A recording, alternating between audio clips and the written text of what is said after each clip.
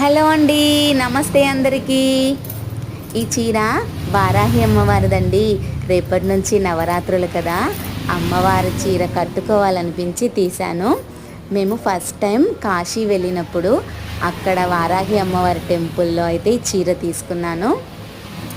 ఈ చీర బాగా అనిపించింది. అక్కడ బనారస్ ఎక్కువ కదా, బనారస్ శారీ స్పెషల్ కదా, ఆ టైప్లో ఉంది చీర. బ్లూ కలర్ బాగుందని తీసుకున్నాను. అమ్మవారి నవరాత్రులు కాబట్టి బ్లౌజ్ స్టిచ్ చేసుకొని నీట్గా కట్టుకుందామని తీసాను అనమాట. అవునండి, మనలో అంటే ఇప్పుడు వీడియో చూస్తున్న వాళ్ళలో ఎంతమంది వారాహి అమ్మవారి నవరాత్రులు జరుపుకుంటున్నారు అనేది ఒక కామెంట్ చేయండి.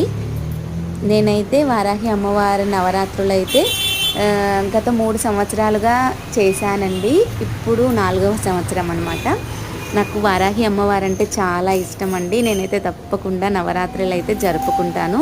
అమ్మవారి అనుగ్రహంతో, అమ్మవారి దయ వల్ల అయితే నేను 3 సార్లు అయితే నవరాత్రులు చేసుకున్నాను. ఇది 4వసారి అనమాట. మీరు కామెంట్ చేయండి, మీరు ఎన్నిసార్లు చేశారు.